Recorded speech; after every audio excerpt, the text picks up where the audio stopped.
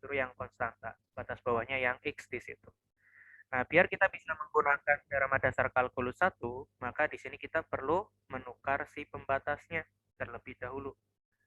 Kita bisa gunakan sifat yang udah kita pelajari di minggu lalu, di mana itu bisa ditukar batas jadi 4 sampai X, tapi di depannya jadi ada pengalih negatifnya di situ. Karena kalau menukar batas kan ada ketentuan seperti itu. Nah, dari sini baru kita cari turunannya atau G aksennya.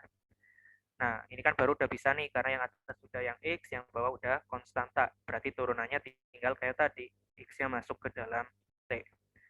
Berdasarkan teorema dasar kalkulus 1. Nah, sekarang kalau yang C bagaimana? Batas bawahnya udah konstanta sesuai, tapi batas atasnya nggak cuma X, tapi suatu fungsi X kuadrat plus 1. Kalau kita punyanya seperti ini, turunannya bagaimana? Sama, bisa langsung juga pakai teorema dasar kalkulus 1. Cuman dikombinasikan dengan yang namanya aturan rantai. Berarti sekarang yang masuk ke dalam T-nya nggak cuma X, tapi yang X kuadrat plus 1. Dan di sini nanti kalau yang masuk nggak cuma X, harus dikali turunan. Turunan dari apa? Turunan dari pembatas tadi. Karena di situ nggak cuma X doang. Turunannya nanti ada 2X. Atau hasil akhirnya berarti ada 2X sin pangkat 3 dari X kuadrat plus 1. Nah, sekarang kalau yang D, nah ini yang agak susah sedikit nih. Karena apa? Karena batas atas atau batas bawahnya dua-duanya berupa fungsi, bukan konstanta.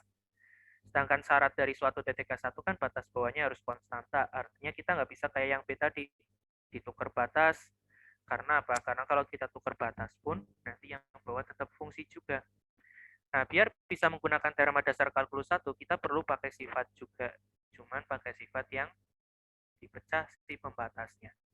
Jadi kita pecah dulu dari X sampai 1, misal dari cos T kuadrat dt, baru di situ nanti diterusin dari 1 sampai 2X plus 1-nya. Ini sebelum mencari turunannya. Nah, ini nggak harus pakai angka 1 sih. Kalian mau pakai angka 0, mau pakai angka 2 juga nggak masalah. Karena cos T kuadrat selalu kontinu di bilangan real, makanya dia bebas di C-nya. Nah, dari sini yang depan belum bisa pakai nih, karena apa? Yang bawah justru yang fungsi, sedangkan yang atas yang konstanta. Kebalik dari yang bentuk DTK1. Berarti kita harus tukar dulu sih pembatasnya jadi 1 sampai X. Tapi dikali minus kayak tadi. Kalau yang belakang sih udah bagus, berarti biarin aja kalau yang belakang. Nah, dari sini baru setelah dapat sesuai dengan bentuk yang diminta dalam DTK1, kita baru diturunkan. Cari aksen X-nya. Yang depan jadinya nanti tinggal min cos X kuadrat, karena X-nya masuk ke dalam T. Yang belakang juga sama, tapi yang masuk ke dalam T adalah 2X plus 1. Berarti jadinya cos 2X plus 1-nya dikuadratin. Nah, bisa pakai tadi, karena di situ turunannya atau si fungsinya nggak cuma X doang, berarti dikali dengan 2. Karena turunan dari 2X plus 1 itu 2. Atau hasil akhirnya nanti ada min cos X kuadrat ditambah 2 cos dari 2X plus 1 dikuadratin. Nah, ini jadi jawabannya. Untuk yang nomor 7. Kalau nomor 8 di sini terapannya. Kita disuruh mencari kemonotonan, kecepungan, titik kritis, dan titik absis dari beloknya. Absis dari titik belok itu sebenarnya nilai X-nya. Jadi sama lagi kayak yang di sebelum UTS. Kalau kemonotonan, dulu kalau misalkan kita mau mencari kemonotonan, kan kita butuh F aksennya. Karena tadi F besar X-nya atau Fx-nya di situ ada sama dengan 0 sampai X dari 4 dari T per 4 plus T kuadrat dt. Nah, di situ kita kalau mencari kemonotonan, kemarin butuh F aksennya kalau yang dari sebelum UTS. Nah, F aksennya apa? Dasar kalkulus 1 tadi aja, karena turunan dari suatu integral yang mana X-nya bisa masuk, kita akan dapat seperti ini. Nah, dari sini kita tinggal nyari monoton naiknya dulu. Kemarin monoton naik ketika dia, ini nggak ada dx-nya. Nah, kalau monoton naik kan berarti ketika F aksennya di situ positif. Ya udah, kita selesaikan tuh pertidaksamaan ini. Cari pembuat 0 yang atas, ada X sama dengan 0. Yang bawah di situ nggak ada pembuat 0-nya karena nggak bisa difaktorin lagi nih. Ya udah, berarti di situ nanti pembatasnya cuma 0 doang. Kalau kita cek 1 positif, cek min 1 negatif. Berarti dia akan monoton naik di X lebih besar dari 0, sedangkan monoton turunnya di X kurang dari 0. Nah, sekarang kita ke yang kecekungan. Kalau kecekungan berarti kita lihatnya ke F double aksen. Karena sekarang turunan dari fungsi biasa, ya udah pakai yang sebelum UTS, pakai U per V. Dia hasilnya nanti ada 4 min X kuadrat per 4 plus X kuadrat kuadratik. Kita cari cekung ke atasnya dulu. Cekung ke atas berarti ketika F double aksennya di situ nanti positif. Nah, sama kayak tadi, cari pembuat 0 yang atas, ada 2 sama min 2. Yang bawah di situ nggak ada pembuat 0-nya, karena nggak bisa difaktorin tadi. Berarti pemisahnya cuma min 2 sama 2. Kalau kita cek ke F double aksennya, kalau 0 positif, di sini negatif, di sini negatif. Berarti dia akan cekung ke atas ketika di antara min 2 sampai 2, terus dia akan cekung ke bawah ketika kurang dari min 2 atau yang lebih dari 2. Nah, itu jadi kecekungannya. Tadi disuruh mencari apa lagi? Titik kritis. Titik kritis kemarin ada 3 buah, titik ujung dulu. Di sini tidak ada, karena nggak ada pembatasnya. Yang kedua, titik stasioner, berarti ketika F aksennya sama dengan 0. F aksennya tadi kita udah punya, yang X per 4 plus X kuadrat. Kita dapat X sama dengan 0. Sekarang kalau singularnya, kalau nya berarti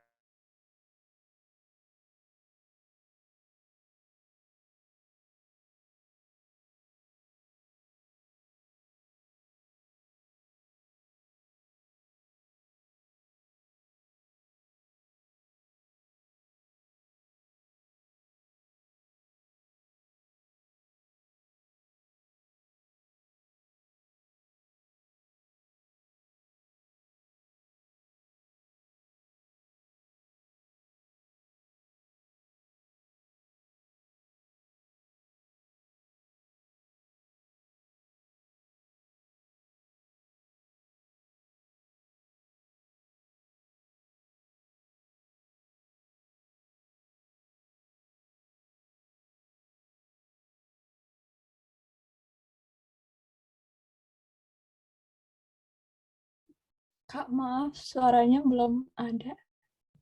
sorry. Oke, nah di situ kalau misalnya titik beloknya berarti tinggal kita lihat dari si pembuat si kecekungannya berubah. Nah, kalau kita lihat dari kecekungan di situ ada X sama dengan min 2 dan ada X sama dengan 2. Nah, ini jadi jawabannya. Karena absis itu sebenarnya X-nya yang kita cari. Nah, ini untuk yang nomor 8. Untuk 7 dan 8 apakah ada yang mau ditanya? Belum ada. Nah, untuk teorema dasar kalkulus 1 juga bisa kita gunakan untuk mengerjakan soal seperti nomor 9. Dia disuruh mencari fungsi f agar suatu persamaan yang di bawah ini, yaitu benar jika ada. Nah, untuk mencari f-nya bagaimana? Kita pertama pengen menghilangkan integralnya dulu kan. Tapi kalau kita integralkan secara langsung kan kita nggak tahu fungsi f-nya apa, itu justru yang dicari. Nah, biar lebih mudah untuk menghilangkan integralnya, selain diintegralkan kan bisa diturunkan kayak tadi. Nah, di mana di situ nanti kita bisa menggunakan teorema dasar kalkulus 1 karena pembatasnya bawahnya konstanta, atasnya suatu fungsi di situ. Nah, dari sini nanti kalau misalkan kita pakai TDK 1, kita dapat apa sih dari nomor 9A dulu? Di situ ada integral 1 sampai X dari suatu ft dt yang sama dengan X kuadrat min 5X plus 4. Nah, tadi kita coba turunkan aja dulu deh kedua buah ruasnya, biar adil. Yang kiri diturunkan, berarti yang di kanan juga harus diturunkan. Tujuannya menurunkan biar integralnya hilang, karena batas atasnya kan tadi X ya, pakai TDK 1, didapatnya Fx, karena berdasarkan TDK 1 tadi tinggal X-nya masuk ke dalam T. Ruas kanannya jadinya 2X min 5. Nah, udah langsung dapat F-nya nih. Cuman ini baru calon doang, belum tentu beneran jadi jawaban. Nah, untuk menentukan dia beneran jadi jawaban atau enggak bagaimana? Kita coba cek ke soal tadi. Kita cari integral 1 sampai X dari Ft-nya. Kalau Ft kan berarti Fx, tapi X-nya diganti dengan T. Yang mana kalau kita integralkan jadinya T kuadrat min 5T. Kalau kita masukin batasnya, kalau dimasukin X jadinya X kuadrat min 5X. Kalau dimasukin 1 jadinya 1 dikurangi 5. Kan batas atas kurang batas bawah ya. Nah, di situ nanti hasilnya seperti ini. Ternyata sama persis dengan soal. Artinya calon yang kita punya itu beneran jadi jawaban. Sekarang ke yang B. Kalau yang B ada 0 sampai x kuadrat dari suatu f t dt sama dengan x kuadrat min sin x kuadrat. Yang mana kalau kita turunkan kedua ruas seperti tadi, kita akan menghasilkan yang kiri jadi fx kuadrat dikali 2x. Karena tadi kan pembatasnya nggak cuma x doang tuh, tapi x kuadrat berarti ada pengali 2x-nya. Yang kanan jadinya 2x min 2x cos x kuadrat. Nah, ini belum jadi fx kayak tadi nih. Udah, cara merubah menjadi fx-nya bagaimana? Saya bagi 2x semua dulu, biar 2x di sini hilang. Nah, setelah dapat seperti ini, baru cari fx-nya. Caranya bagaimana? Bukan diakarin ya, karena yang kuadrat bukan f-nya, tapi x-nya.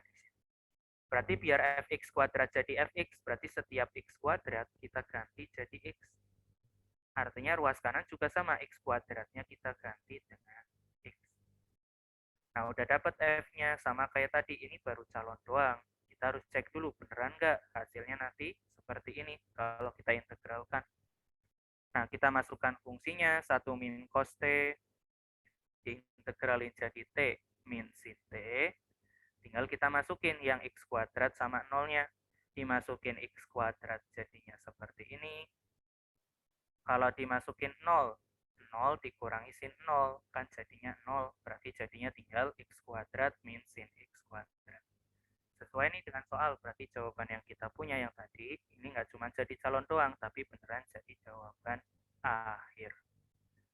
Nah, sekarang kita ke yang nomor C-nya. Untuk nomor C, dia ada soalnya integral dari 2 sampai X dari suatu FT-DT. Sama dengannya X. Kalau kita turunkan, kebetulan langsung aja X-nya masuk. Nggak usah dikasih turunan si pembatasnya, karena turunnya 1. Nanti tetapkan di situ. Kalau yang ruas kanannya, jadinya 1. Udah langsung dapat F-nya nih. Sama kayak tadi, ini baru calon. Kalau kita masukkan ke dalam persamaan yang atas, kalau kita hitung integralnya jadinya T, masukin batasnya X sama 2. Dimasukin X jadi X doang, dimasukin 2 jadinya 2. Berarti hasilnya nanti di situ X min 2. Sama nggak tuh dengan soal? Ternyata berbeda. Karena satu-satunya calon yang kita punya dia nggak memenuhi, berarti di sini nanti jawabannya tidak ada F yang memenuhi. Ini jadi jawabannya. Makanya tadi di situ bilangnya jika ada, karena bisa aja nggak ada yang memenuhi. Sampai sini apakah ada yang mau ditanya? Belum ada. Oke, sekarang kita masuk ke yang teorema dasar kalkulus 2. Untuk teorema dasar kalkulus 2 soalnya ada di nomor 11 dan 12. Nah, untuk nomor 11 kita disuruh menggunakan teorema dasar kalkulus 2 untuk menghitung integral tentu berikut. Nah, sebenarnya teorema dasar kalkulus 2 itu yang udah kita pelajari dari SMA dulu. Di mana cara menghitung integral itu, kita integralkan dulu, baru dimasukin batas atas, dikurangi batas bawah. Jadi sebenarnya yang kita lakukan di sini itu, kita melakukan teorema dasar kalkulus 2. Nah, jadi pada dasarnya sama kayak SMA dulu. Cuman bedanya SMA dulu nggak dikasih tahu kalau namanya teorema dasar kalkulus kedua. Jadi kalau seperti nomor 11A ya tinggal hitung aja. 1 diintegralin jadi X, X kuadrat jadinya sepertiga X pangkat 3. Masukin batas atas, jadinya 1 kurang sepertiga, dikurangi kalau yang dimasukin batas bawah kebetulan 0 semua. Nah, hasilnya nanti 2/3. Sisanya juga sama, tinggal integralin biasa. Misal satu contoh lagi yang D. Nah, ini secant kuadrat diintegralin jadi apa? Yang di anti turunan kemarin, kan ada ya, ini fungsi istimewa, jadinya nanti tan. Kalau yang 2 berarti jadinya 2x, tinggal kita masukin pi per 4. Tan pi per 4 hasilnya 1. 2 dikali pi per 4 jadinya pi per 2. Dimasukin 0. Tan 0 itu 0. 2 kali 0 juga 0. Berarti hasilnya 1 plus pi per 2. Itu untuk yang nomor 11. Sisanya juga sama. Nah, tapi kadang ada beberapa ketika kita menghitung mau memakai teorema dasar kalkulus kedua, ternyata kita butuh metode substitusi di situ. Dia ada di nomor 12 untuk yang metode substitusi. Karena ada beberapa fungsi, kemarin yang dari anti turunan juga kan ada yang integralnya mau nggak mau pakai substitusi tuh. Nah, kita coba beberapa soal yang ada di sini. Kalau substitusi dalam teorema dasar kalkulus 2 itu bagaimana sih secara Purcell, cara pengerjaan Purcell itu bagaimana sih? Nah, dari sini untuk yang nomor 12A dulu kita coba. Di situ ada integralnya dari 0 sampai 1 dari x plus 1 pangkat 6 dx. Ini mau nggak mau pakai substitusi dengan punya apa? Ambil aja yang di dalam pangkat 6-nya, yang x plus 1. Kayak kemarin cari du-nya dulu, jadinya nanti dx kebetulan. Nah, kemarin kan langsung dimasukin. Nah, kalau secara pengerjaan Purcell di sini, kalau ada pembatasnya, batasnya juga harus dirubah. Awalnya batasnya batas dari x nih, x sama dengan 1 dengan x sama dengan 0. Karena tadi dirubah ke u, berarti harus dirubah ke u juga pembatasnya. Kalau 1 masukin ke permisalan kita, jadinya 2. Kalau 0, jadinya 0 tambah 1, hasilnya 1. Berarti batasnya berubah jadi 1 sampai 2. Nah, dari situ hasilnya nanti ada 1/7 U pangkat 7 kalau kita integralin. Nah, kalau batasnya udah kita rubah, nggak perlu dibalikin ke X, langsung masukin aja di situ. Dimasukin 2 jadinya seperti ini. Dimasukin 1 jadinya seperti ini. Berarti hasil akhirnya 2 pangkat 7 min 1/7. Nah, ini jadi jawabannya. Jadi di situ batasnya juga harus dirubah kalau mau cara pengerjaannya sesuai dengan yang diajarkan di Purcell. Contoh yang lain. Nah, di sini misalkan kita ambil yang C deh, misal di situ. Untuk yang C, di situ ada soal integral dari min 1 sampai 3. Nah, dari x kuadrat dibagi dengan x pangkat 3, terus di situ ditambah 2, pangkatnya 4 dx. Nah, kira-kira substitusinya U-nya apa? Ambil aja di yang penyebut, cuman yang di dalam kurungnya aja. Yang x kuadrat plus, x pangkat 3 plus 2. du-nya nanti ada 3x kuadrat dx, yang mana dx-nya nanti akan sama dengan du per 3x kuadrat. Nah, dari sini berarti nanti fungsinya jadi x kuadrat per u pangkat 4, dx-nya jadi du per 3x kuadrat. Pembatasnya juga kita rubah, x-nya 3 sama min 1. Kalau kita masukin ke u yang di sini, dimasukin 3, 27 ditambah 2, hasilnya 29. Kalau masukinnya min 1 tambah 2, hasilnya 1. Nah, cuman kemarin kan kalau masih ada 2 variabel, nggak boleh diintegralin langsung ya. Ya udah kita coret dulu aja si x kuadratnya. Nah, udah tinggal u doang tuh. 1/3 u pangkat 4. Tinggal kita integralin, hasilnya nanti ada minus 1/9 u pangkat 3. Itu kalau diintegralin. Karena sama saja dengan 1/3 u pangkat min 3. Nah, cari U pangkat min 4 di sini yang dari soalnya. Baru diintegralin nanti hasilnya akan seperti ini. Nah, tinggal masukin batas kayak tadi. Jadinya nanti ada min 1/9 dikali 29 pangkat 3 min 1/9 dikali dengan 1 pangkat 3. Nah, tinggal disederhanakan saja. Nanti yang agak tricky, dia ada di yang D. Yang D ada soalnya integral 1 sampai 6. Dari di situ ada 2x akar x plus 3 dx. Kira-kira U-nya apa sih di sini? Nah, U-nya di situ berarti kita ambil aja si yang di dalam akar. Nah, du-nya nanti di situ kebetulan dx lagi karena turunannya 1. Pembatasnya kalau kita rubah ada 6, ada 1. Kalau 6 jadinya 9, kalau dimasukin ke sini. Kalau yang 1 nanti jadinya ada 4. Berarti jadinya 1 sampai jadinya 4 sampai 9 dari 2x dikali akar U du. Nah, ini masih ada U, masih ada X. Kan kita nggak boleh ya. Nah, kalau tadi enak kecoret, sekarang X-nya nggak bisa kecoret nih. Kalau kita punya soal seperti ini, cara menghilangkan X-nya bisa dari permisalan kita. Ini X-nya berarti sama saja dengan U min 3, kalau 3-nya dipindah luas, berarti integralnya bisa berubah nih. 2-nya saya keluarin dulu, X-nya kita ganti dengan U min 3, dikali akar U, yang mana akar U-nya bisa dikali ke dalam, jadinya U pangkat 3/2 dikurangi U pangkat setengah. Nah, seterusnya tinggal integralin biasa, jadinya 2/5, U pangkat 5/2, yang belakang jadinya 2, U pangkat 3/2. Nanti sisanya sama lagi, tinggal masukin batas. Sebelum masukin batas, 2-nya kali ke dalam dulu deh. Kita akan mendapatkan seperti ini. Nah, baru masukin batas. Sama kayak tadi lagi. Nah, satu contoh lagi misalkan yang trigonometri. Misal yang F nih. Yang F ada soalnya ada pi per 4 sampai, pi per 6 sampai pi per 4. Dari suatu sin X dibagi dengan cos pangkat 3X. Kira-kira U-nya apa? Ambil aja yang cos X yang bawah. Pangkat 3-nya nggak usah ikut. DU-nya jadinya min sin X dx. Atau dx-nya jadi DU per min sin X. Nah, sekarang kita rubah batasnya nih. Kalau misalkan X sama dengan pi per 4, berarti U-nya berapa? Cos pi per 4. Hasilnya nanti setengah akar 2. Nah, kalau yang pi per 6 atau 30 derajat, nanti cos 30 berarti setengah akar 3. Batas bawahnya berarti setengah akar 3, atasnya setengah akar 2. Ini nggak masalah ya, batas bawahnya lebih besar, asalkan yang bawah tetap di bawah, yang atas tetap di atas. Jadi nggak masalah yang bawah lebih besar. Nah, di sini kita masukkan si U-nya tadi jadinya U pangkat 3 karena cos pangkat 3, DU-nya jadi DU per min sin X. Nah, ini kecoret lagi kayak tadi. Tinggal min seper U pangkat 3.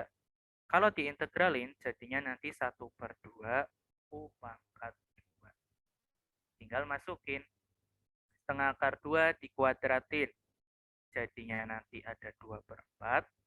Setengah akar 3 dikuadratin, jadinya 3 per 4, yang depan jadinya 1, yang belakang jadinya nanti di situ ada 2 per 3, berarti hasil akhirnya akan sepertiga. Nah, ini jawabannya. Nah, untuk yang berkaitan dengan teorema dasar kalkulus 2 ini, apakah ada yang mau ditanya? Belum ada. Oke, setelah teorema dasar kalkulus, kita akan masuk ke subbab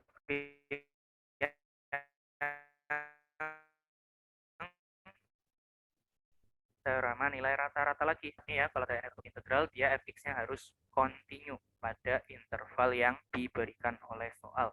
Nah, syaratnya cuma kekontinuan aja. Nanti seterusnya tinggal masukin ke yang dari teorema nilai rata-rata. Yang mana di situ kalau kita disuruh mencari nilai rata-rata dari suatu fungsi, berarti kita nyari fc-nya. Di mana fc sama saja integral a sampai b dari suatu fx dx dibagi dengan b min a. Dengan b samaannya dari intervalnya. Nah, ini kebetulan untuk yang nomor 13 sama 14, semuanya kontinu di situ pada interval yang diberikan. Kayak yang nomor 13 nih, yang A, C, sama D, ini domainnya kan bilangan real. Karena domainnya bilangan real, dia akan selalu punya nilai di situ. Dan dari fungsinya aman-aman aja, maka di situ akan selalu kontinu dimanapun. Apalagi cuma di antara min 1 sampai 2.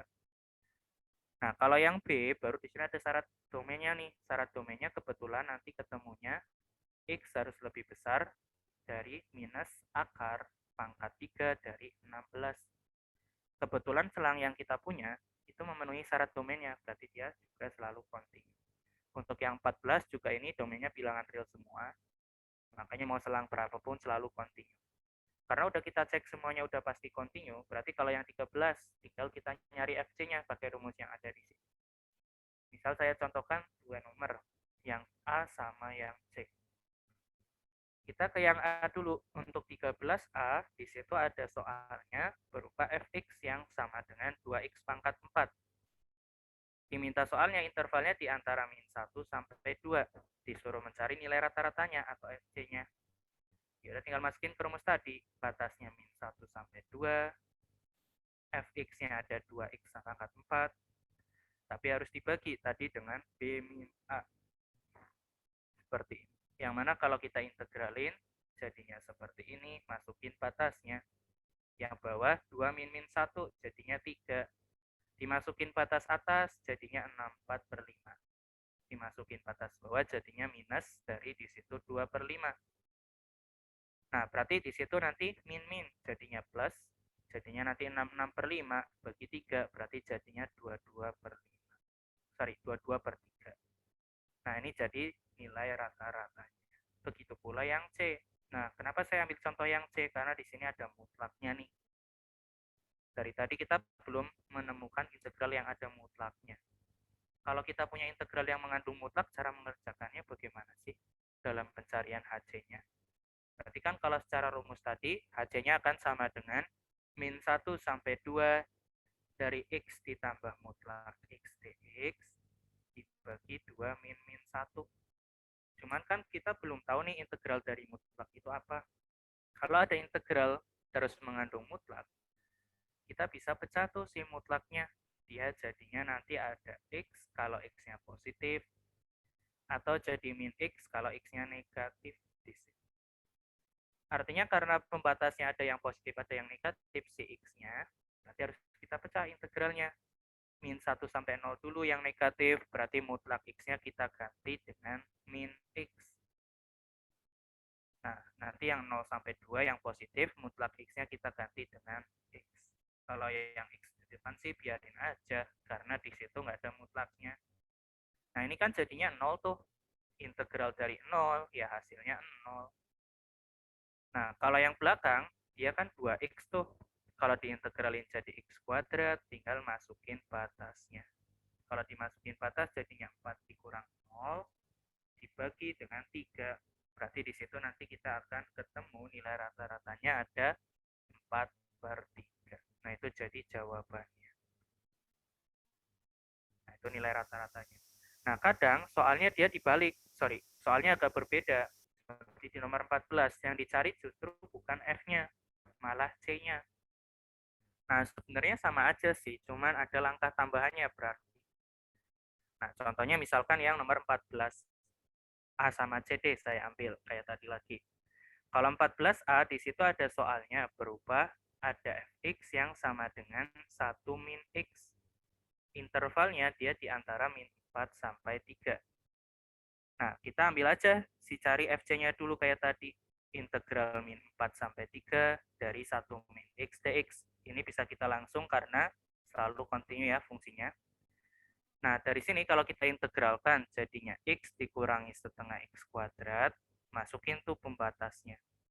Yang bawah jadinya 7. Dimasukin 3 jadinya 3 dikurang 9/2. Terus kalau dimasukin min 4 jadinya min 4 min di situ 8. Yang mana kalau yang atas kita sederhanakan, yang depan di situ nanti jadinya min 3/2, yang belakang min jadinya plus. Nah, nanti di sini kalau disederhanakan jadinya 21/2 bagi 7. Berarti jadinya 3/2. Nah, tapi kan kita baru dapat FC, sedangkan soalnya mintanya C-nya. Berarti kalau mintanya C-nya ya, karena baru dapat FC, kita buat FC-nya dulu. FC-nya apa? Karena fx-nya 1 min x, berarti kalau fc 1 min c. Tinggal pindah-pindah ruas, berarti c-nya nanti di situ ada si setengah negatif. Nah, dari sini setelah dapat c-nya, kita harus cek masuk interval enggak. Min setengah kan masuk interval, berarti ini jadi jawabannya. Harusnya sih selalu ada minimal 1. Nggak mungkin nggak ada sama sekali. Kalau misalkan nggak ada, kemungkinan syaratnya nggak memenuhi tadi. Nggak kontinu mungkin. Karena kalau kontinu selalu ada C yang memenuhi minimal 1, tapi bisa lebih dari 1. Contoh yang lebih dari 1 ada di yang C di sini. Ya, ada fungsinya berubah Hx yang sama dengan cos 2x. Intervalnya di antara 0 sampai 2pi. Nah, dari sini, kalau misalkan kita mau mencari Hc-nya, dia dapatnya apa sih? Dia dapatnya nanti integral dari 0 sampai 2pi dari suatu cos 2x dx dibagi dengan, intervalnya bukan 0 sampai 2pi, di soal mintanya sampai pi aja. Nah, berarti yang bawah nanti di situ ada pi dikurangi 0. Yang atas batasnya juga pi aja. Nah, tinggal integralin, pakai aja substitusi dengan U-nya 2x, seperti yang di bab anti turunan kemarin. Nanti kebetulan hasil integralnya 0 di situ. Berarti dia sama dengan 0. Nah, sama kayak tadi, belum selesai. Karena di situ baru HC-nya. Sedangkan disuruh soal nyarinya C-nya. HC-nya ada cos 2C. Cos yang nilainya 0. Cos yang nilainya 0 ada di banyak tempat nih. Bisa di pi/2, bisa di 3/2pi, 5/2pi, 7/2pi. Bahkan ada yang negatif juga. Min pi/2 juga nilainya 0. Min 3/2pi juga 0. Nah, nanti yang kita pilih C-nya sama kayak tadi. Yang masuk ke dalam interval. Berarti yang negatif kan nggak mungkin. Kalau 2C-nya sama dengan negatif, nanti C-nya juga negatif, kan nggak masuk interval tuh. Berarti kita perlu tinjau yang positif aja nih. Kalau yang pi per 2 berarti C-nya nanti ada pi per 4. Ini masuk. Karena dia ada di antara 0 sampai pi. Kalau yang 3 per 2 pi, ini juga masuk. Nah, tapi kalau misalkan yang mulai dari 5 per 2 pi, di situ udah lebih besar dari pi nih hasilnya. Berarti ini nggak masuk. Begitu pula yang lebih besar. Berarti untuk yang C ini, nilai yang memenuhi ada 2 buah. Nah, contoh soal yang lain dari teorema nilai rata-rata ada di nomor 15. Ini soal ceritanya. Dia ada suatu fungsi temperatur yang bergantung sama waktu nih, karena bergantung sama T di sini. Nah, yang A ditanya temperaturnya saat T-nya 0, T-nya 9, dan T-nya 16. Berarti tinggal kita cari masing-masing aja, di situ masih cukup mudah. Nah, kalau yang B disuruh mencarinya temperatur rata-rata. Temperatur rata-rata kan berarti TC-nya yang kita cari. Karena temperatur itu kan T besarnya. Berarti kalau nyari TC-nya bagaimana? Karena rata-rata berarti pakai teorema nilai rata-rata tadi. Tinggal integralnya 0 sampai 16. Karena di sini ada pembatasnya 0 sampai 16 dari si fungsinya tadi. Nah, ini juga bisa langsung karena selalu kontinu di antara 0 sampai 16. Karena syarat domainnya sendiri, T-nya harus lebih kecil dari si 25. Lebih kecil sama dengan 25. Ini kan memenuhi. Tinggal dibagi dengan 16 min 0. Sisanya sama, tinggal ngitung biasa. Nah, tapi kadang yang ditanya itu bukan temperaturnya, tapi waktu. Kalau yang ditanya waktu, sehingga dia mencapai temperatur rata-rata, berarti kalau misalkan kita pertanyaannya seperti ini, berarti yang ditanya itu adalah C-nya. Karena kalau waktu kan berarti yang di dalam sininya kan, yang di dalam T-nya. Jadi perhatikan baik-baik kata-kata dalam soalnya. Kalau temperatur berarti T-nya, kalau yang waktu sehingga terjadi temperatur rata-rata, berarti di situ nanti C-nya yang dicari, atau yang di dalam sininya. Sampai sini apakah ada yang mau ditanya untuk teorema nilai rata-rata? Belum ada. Oke, sekarang kita masuk ke sifat kesimetrian integral. Dia ada di nomor 16-nya. Nah, sifat kesimetrian integral itu bisa dipakai kalau pembatasnya dari min A sampai A. Sampai di sini seperti yang di soal ini ya. Batasnya min A sampai A semua tuh. Jadi kalau batasnya misalkan ketemunya min 3 sampai 2, berarti nggak bisa pakai sifat kesimetrian. Karena bentuknya bukan min A sampai A di situ. Nah, di sini nanti untuk sifat kesimetrian bergantung si fungsi yang diintegralkan di situ. Kita harus mengecek ganjil atau genapnya. Di kelas harusnya udah diajarin kalau ganjil bagaimana, kalau genap bagaimana, kalau dari sifat kesimetrian. Nah, kita coba mengerjakan dari yang nomor 16. Ya, ada integral dari di situ ada min 2pi sampai 2pi. Nah, dari suatu cos X ditambah dengan sin X. Nah, kalau kalian cek, ini bukan fungsi ganjil, bukan fungsi genap. Cara ngeceknya bagaimana? Ingat-ingat lagi yang sebelum UTS ya, kan ada fungsi ganjil genap cara pengecekannya. Nah, biar kita bisa pakai sifat kesimetrian, kan harus genap atau ganjil fungsinya. Biar kita bisa pakai, kita pecah aja dulu integralnya pakai sifat integral. Kan kalau ada penjumlahan dua buah fungsi bisa dipecah tuh. Nah, kalau kita cek kebetulan fungsi cos itu nanti fungsinya adalah fungsi genap. Begitu pula kalau yang sin, kalau kita cek di situ nanti fungsinya fungsi ganjil. Nah, kalau integral dari suatu min A sampai A dari suatu fungsi genap bisa disederhanakan jadi 2 kali integral 0 sampai 2 pi-nya aja, atau pembatas atasnya aja. Nah, kalau yang ganjil, dia nggak usah dihitung langsung 0. Tapi ini khusus kalau batasnya min A sampai A ya. Nah, berarti yang kita hitung cukup yang di depan aja nih. 2 cos diintegralin jadinya 2 sin, nanti tinggal masukin batasnya. Kebetulan nanti jadinya 2 sin 2 pi dikurangi 2 sin 0, hasilnya kebetulan 0. Nanti untuk yang B juga sama, dipecah aja di situ. X-nya sendiri, X pangkat 4 sendiri, X pangkat 5 sendiri. Nanti dicek masing-masing ganjil genapnya. Kalau yang C, nah ini kan belum bisa dipecah tuh. Dan kalau kita cek langsung fungsi yang ada di sini, dia bukan ganjil, bukan genap. Nah, berarti biar bisa dipecah bagaimana tuh kalau soalnya seperti yang C? Nah, untuk yang C di sini soalnya bentuknya seperti ini. Biar kita bisa memecah si fungsi tersebut, kita rubah biar menjadi penjumlahan dua buah fungsi. Caranya bagaimana? Ini bisa dikali ke dalam, karena kurungnya pangkat 1. Nah, berarti di situ nanti jadi X pangkat 3 akar 4 min X kuadrat.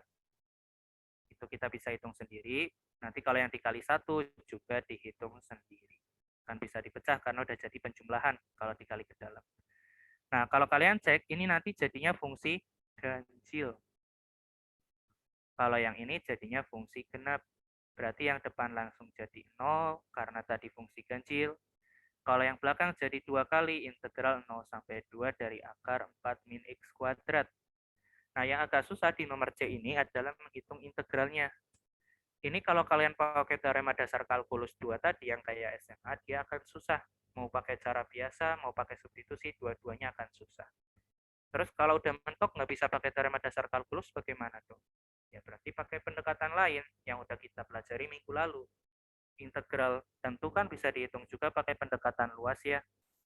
Ya udah kita coba pakai pendekatan luas di situ.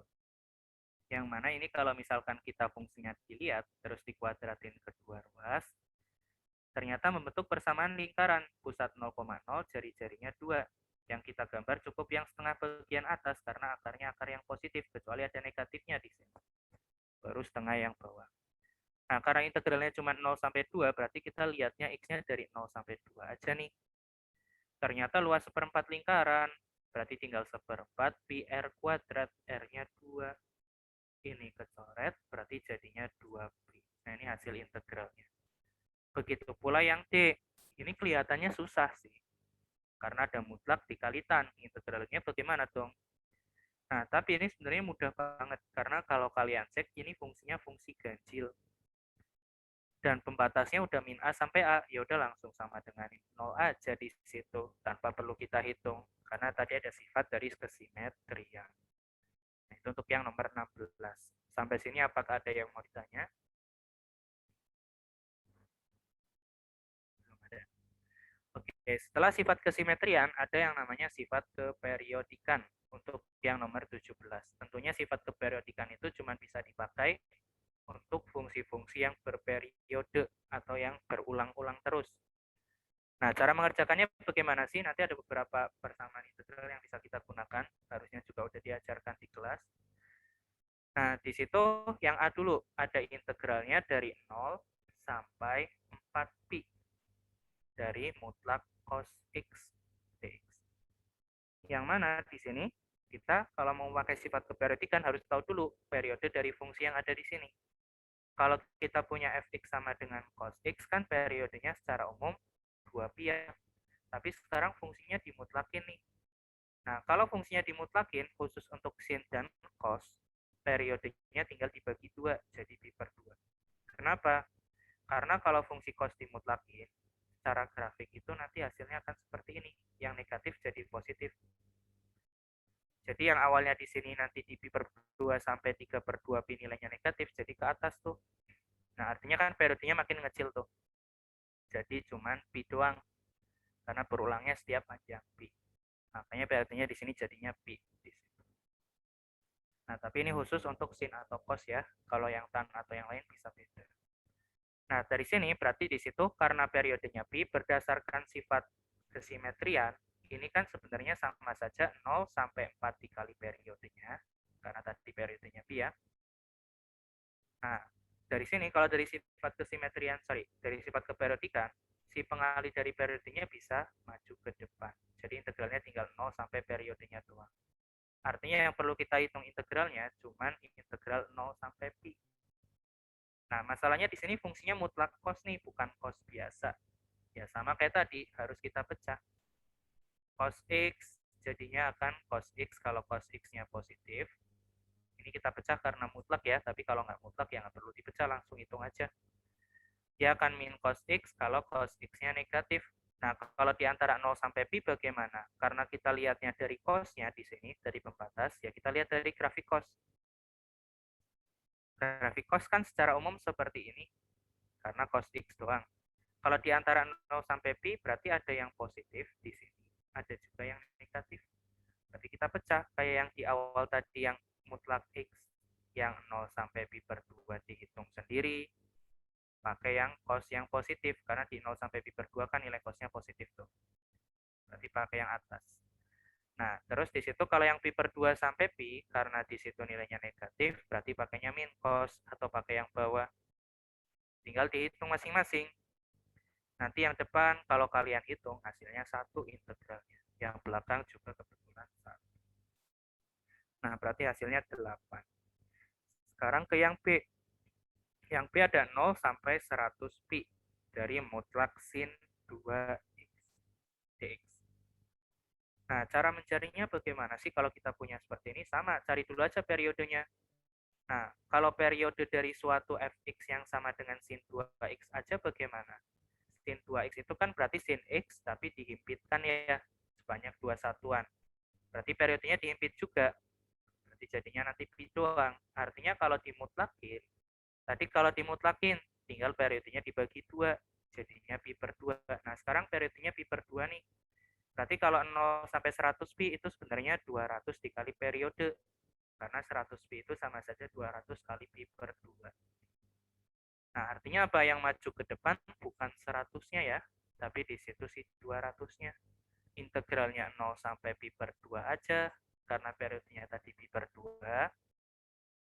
Nah, sama kayak tadi, kita pecah nih si grafik si mutlak sin 2x-nya. Kita lihat nih, kalau sin 2x secara grafik bagaimana sih? Kan grafik sin x yang awalnya seperti ini tadi dihimpitkan 2 satuan, berarti jadinya nanti ada pi per 2 di sini ada pi. Kebetulan dari 0 sampai pi per 2 selalu positif. Berarti nggak perlu kita pecah seperti yang cos tadi. Tinggal integralnya dari sin biasa aja di situ. Sin 2x biasa yang positif. Karena tadi nilainya selalu positif di antara 0 sampai pi per 2. Tinggal ngitung integralnya kayak biasa. Sin 2x di situ pakai substitusi, dia nanti jadinya akan seperti ini. Kalau U-nya si 2x-nya. Nanti hasil akhirnya setengahnya bisa keluar, jadinya nanti ada 100. Sin U diintegralin, jadinya min cos U. Tinggal masukin batas di situ. Nah, tinggal cari aja hasilnya berapa, itu nanti jadi jawabannya. Kebetulan nanti hasilnya akan 200. Nah, itu untuk yang kita cari tadi, yang B. Sekarang ke yang C. Kalau yang C pakai sifat yang berbeda. Di sini ada bentuknya integral dari 1 sampai 1 plus pi. Nah, dia ada mutlak dari sin x. Nah, kalau mutlak dari sin x, periodenya berapa? Periodenya pi di sini. Yang mana di sini kalau dari sifat keperiodikan, ada juga yang berbunyi kalau ada integral dari suatu a ditambah mp sampai a ditambah np dari suatu fx dx, itu bisa kita sederhanakan. Jadi m min n, integralnya tinggal 0 sampai p juga di situ.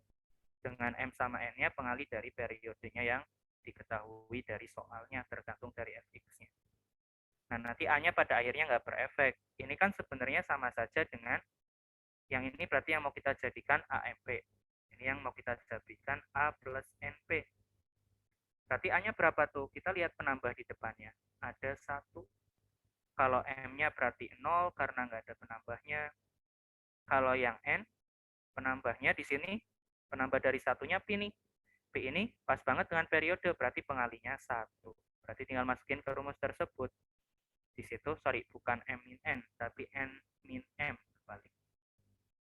Nah, berarti di sini nanti tinggal 1 dikurang 0, integralnya tinggal 0 sampai pi aja dari mutlak sin.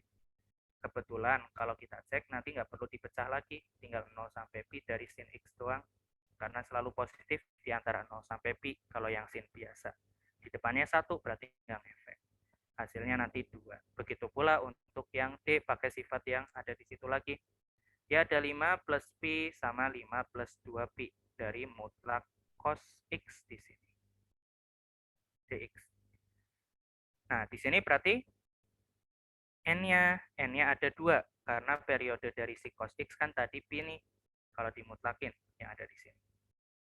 Nah, dari situ berarti jadinya n-nya ada 2, m-nya ada 1 dari pengali pi-nya. Integralnya tinggal 0 sampai pi lagi karena periodenya pi dari mutlak cos.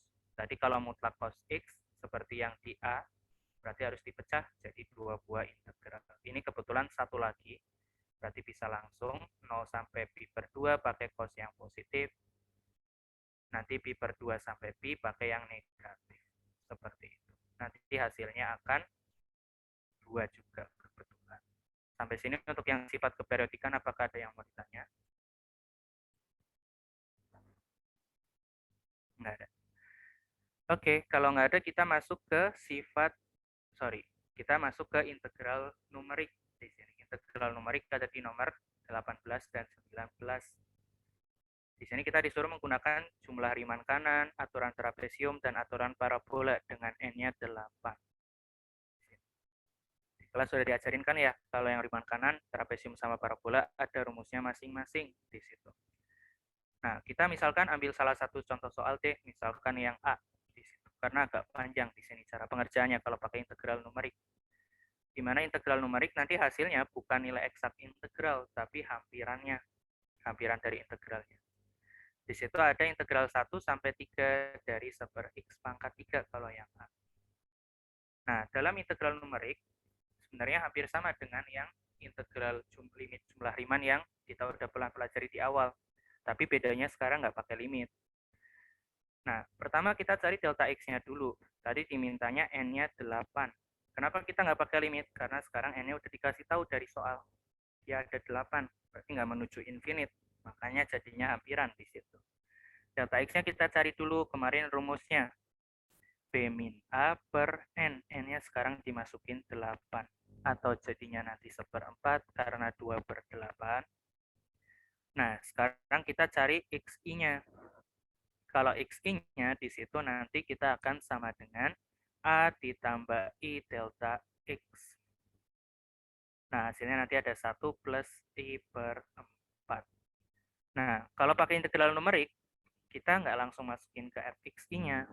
Kita cari dulu x0-nya, x1-nya, x2-nya, x3-nya, sampai berapa? Sampai x8, karena dimintanya n-nya sama dengan 8. Di sini cukup banyak, tapi harusnya kalau misalkan dalam ujian nanti n-nya akan lebih dikit lah, nggak sampai 8 juga. Karena nanti terlalu panjang kalau sampai 8. Nah, di situ nanti ada 5, 6, 7, sama 8. Kalau x0 berarti i di sini kita ganti dengan 0 di situ. Berarti jadinya 1. Kalau x1 berarti i-nya diganti dengan 1. Jadi x0 nggak selalu sama dengan 0 ya, bisa aja 1 seperti ini. Berarti kalau i-nya diganti dengan 1, jadinya nanti di situ ada 5/4. Terus kalau misalkan, ini x kuadrat tadi di soal. X kuadrat kan ya? Oke, benar.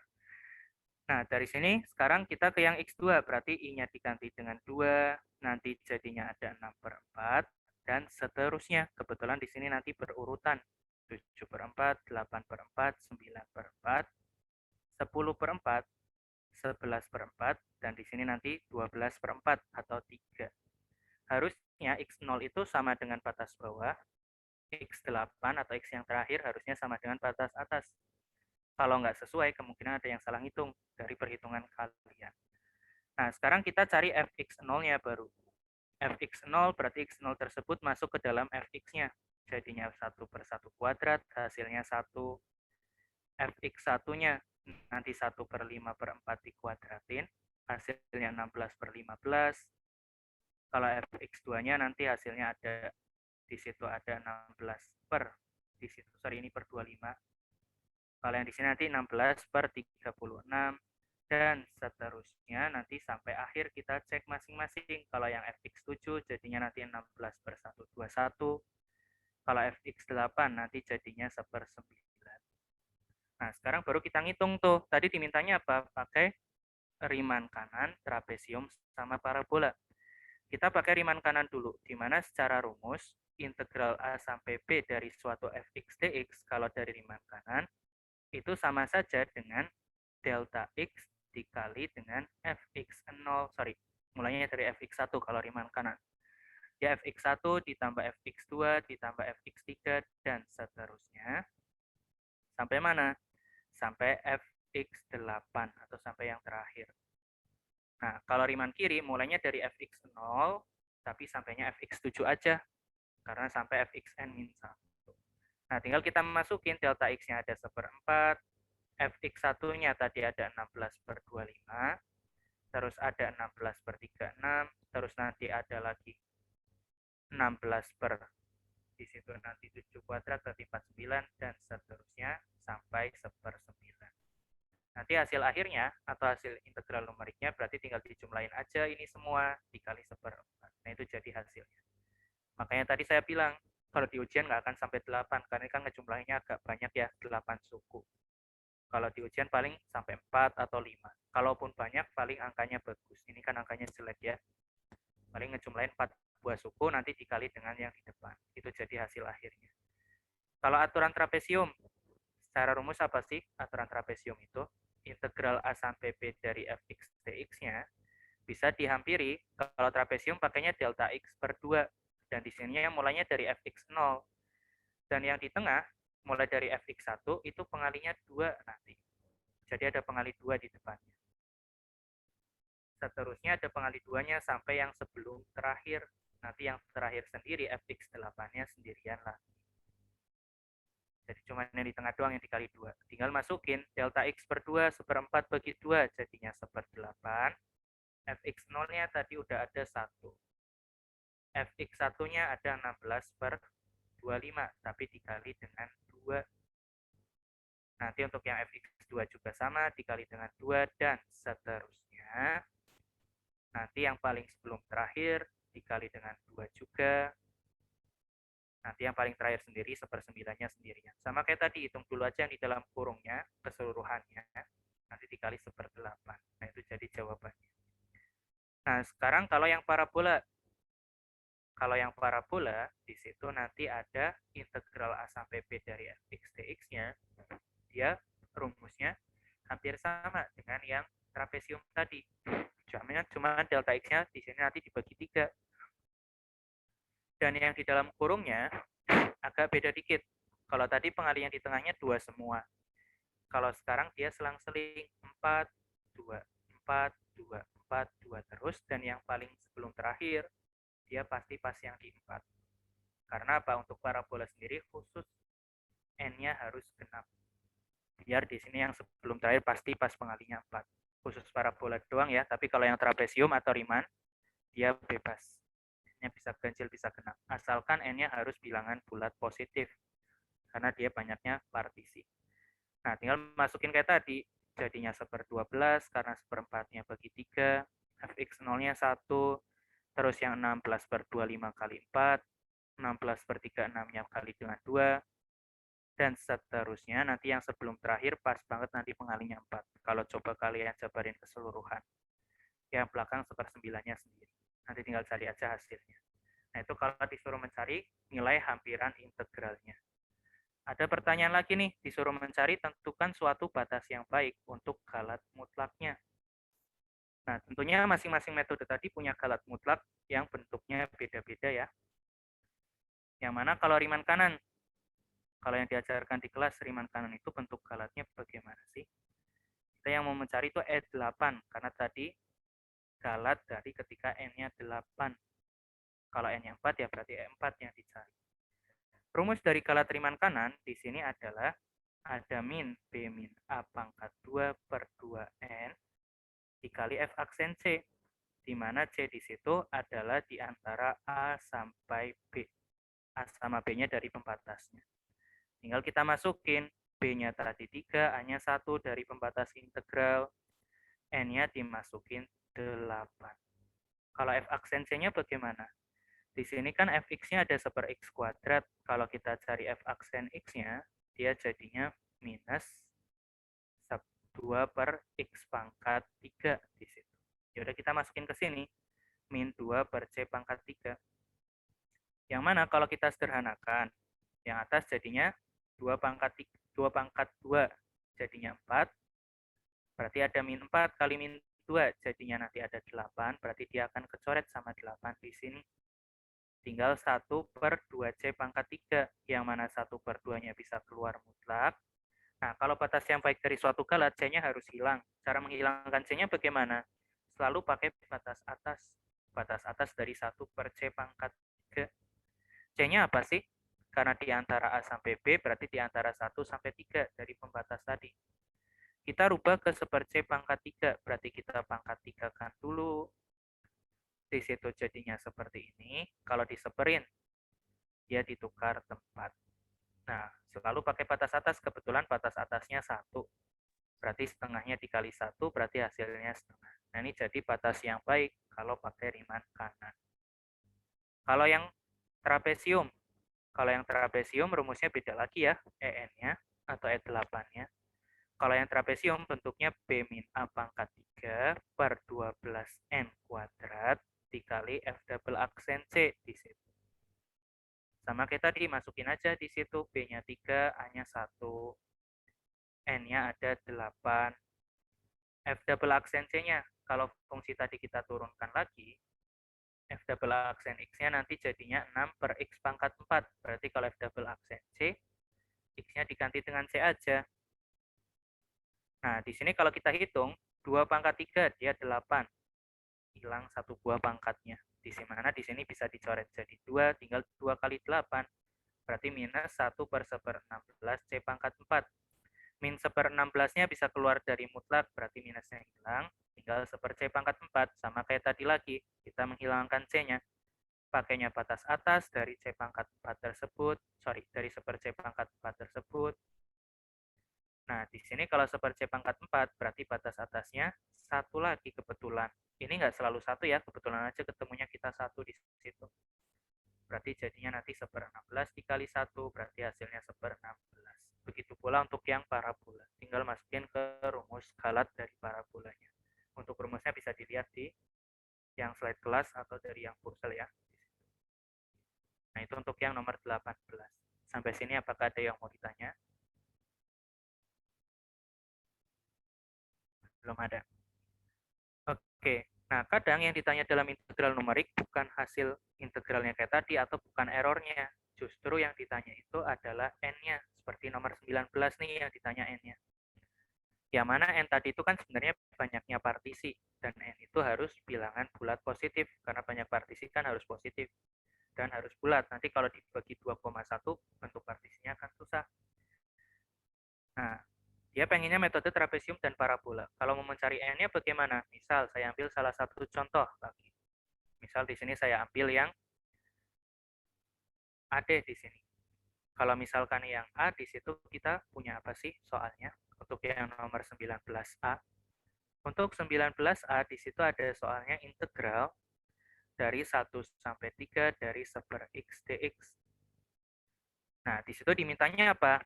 Si galatnya pengen atau EN-nya pengen kurang dari 0,01. Kita disuruh mencari N-nya. Nah, 0,01 kan sama aja dengan 1/100. Sebelum ke pertidasamaan ini, kita buat dulu si EN-nya. Tadi dimintanya trapesium sama parabola. Kalau yang trapesium dulu, kita cari mutlak EN-nya dulu. Tadi rumusnya ada min B min A pangkat 3 dibagi 12N kuadrat dikali F double aksen C. Itu kalau yang trapesium. B sama A-nya kebetulan sama lagi batasnya 1 sampai 3. Nah, N-nya sekarang kita biarin, karena itu kita belum tahu justru yang ditanya itu N tersebut. F double aksen C-nya apa? Karena fx-nya 1/x, berarti f aksennya nanti di situ ada min 1/x kuadrat.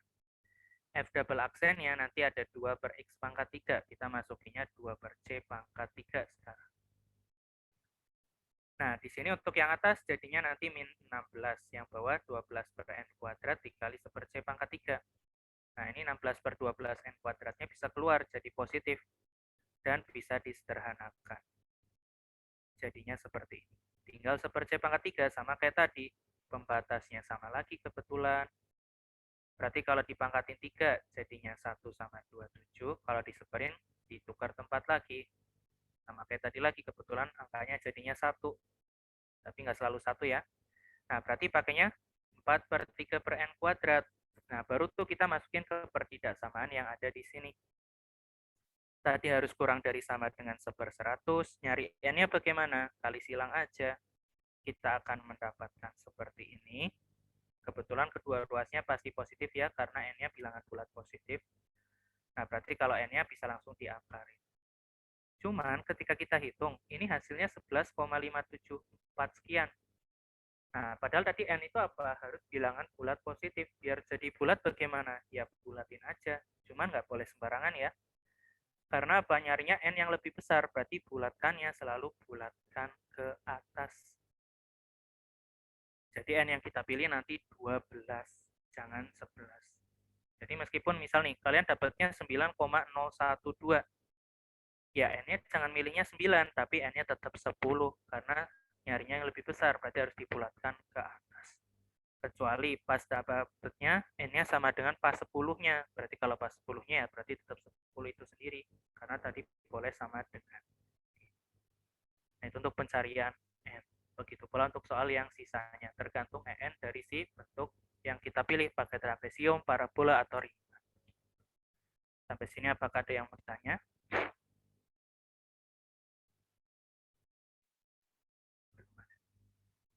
Oke, kalau belum ada secara keseluruhan untuk materi bab 4 udah habis, sisanya tinggal soal-soal terapannya aja di situ. Dan soal-soal yang mirip dengan yang udah kita pelajari tadi. Dari keseluruhan yang kita bahas hari ini, apakah ada yang mau ditanya? Kak, boleh izin bertanya? Boleh? Tapi soal kuis tadi yang Ya, kenapa? nomor Soal 1 kuisnya. B sama nomor 2 B, saya kurang begitu mengerti. Boleh dibahas nggak, Kak? Kalau yang nomor 1 di situ bagaimana tuh? Dia diketahui ada, misal nih, saya masukin A-nya, misal nim saya A-nya 2 lah ya, angka awalnya 2. Berarti di situ kan soalnya tadi ada 0 sampai 4. Kalau dia angkanya dimasukin 2, berarti ada 3 dikali 2x kuadrat ditambah dengan 2dx. Karena A-nya dimasukin 2 ya, ini tadi 3ax kuadrat ditambah A.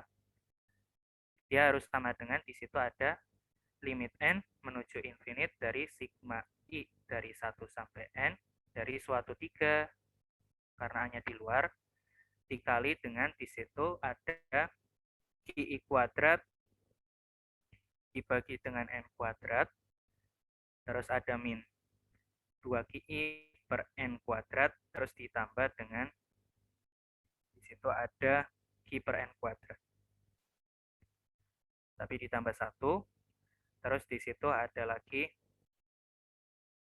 harus sama dengan yang tadi A-nya 2 ya, bukan 3. Jadi saya ambilnya A-nya 2. Dikali dengan di sini ada P per N. Kita disuruh mencari P sama N-nya. Sorry, P sama Q-nya. Kalau P-nya kan gampang ya, lihat aja dari delta X-nya. Ini kan sebenarnya delta X-nya kan. P min A per N. Berarti jadinya nanti P-nya berapa tuh? P-nya 4. Nah, untuk mencari yang ini bagaimana? Karena tadi dibilangnya dia persamaan antara Riemann kiri dengan suatu integral, berarti kita nyarinya xi min 1 ya, kalau Riemann kiri, atau limit jumlah Riemann kiri. Xi min 1 ada A ditambah I delta X. Delta X-nya tadi ada 4 per N. Berarti jadinya 4I per N. Kalau kita lihat dari Fx kita, itu kan sebenarnya kalau dari Fxi-nya berarti 2-nya bisa dikeluarin ya. Jadi tinggal 3x kuadrat plus 1.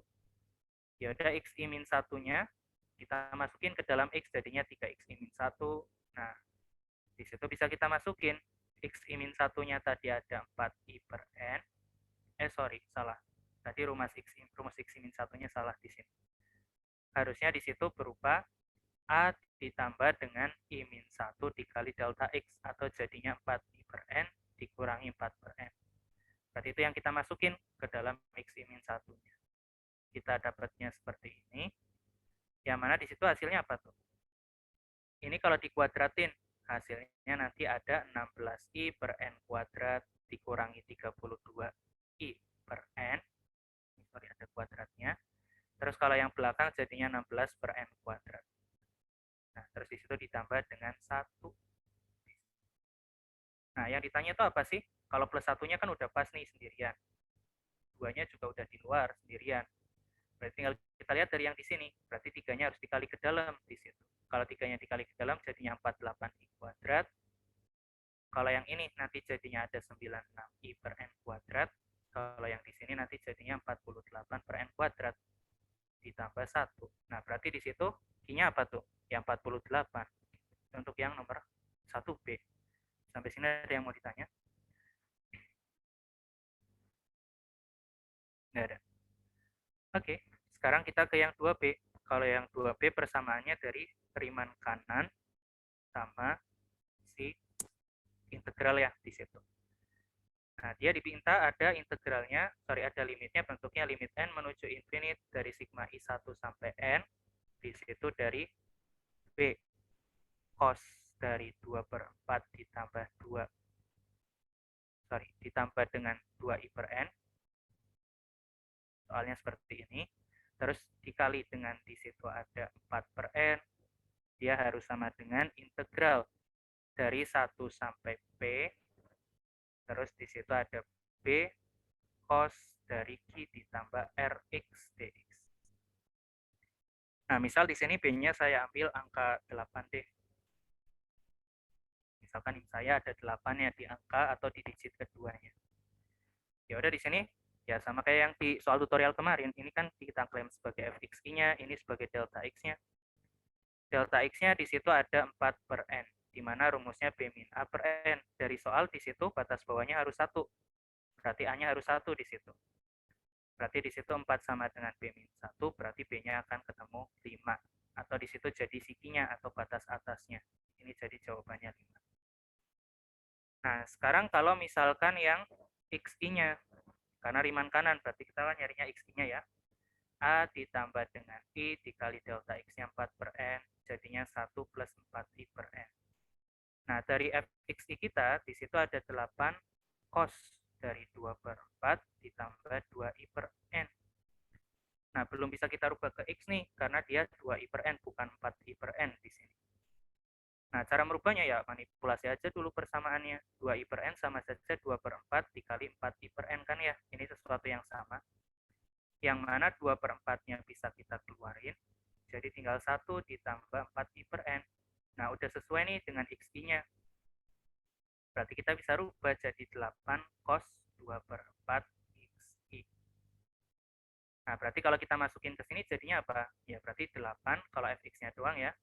8 cos dari 2/4 X. Nah, berarti dia penambah konstantanya ada nggak tuh? Nggak ada, berarti Q-nya 0. R-nya berapa? Si penambah X-nya. Di situ ada, si pengali X-nya. Ada 2/4. Ya udah jawab 2/4 atau setengah atau 0,5. Tadi kalau jawab ini semua harusnya benar. Sampai sini apakah ada yang mau ditanya? Belum ada. Oke, ya udah itu hasil untuk yang dari kuisnya. Cara pengerjaannya seperti itu. Sampai sini ada yang mau ditanya lagi?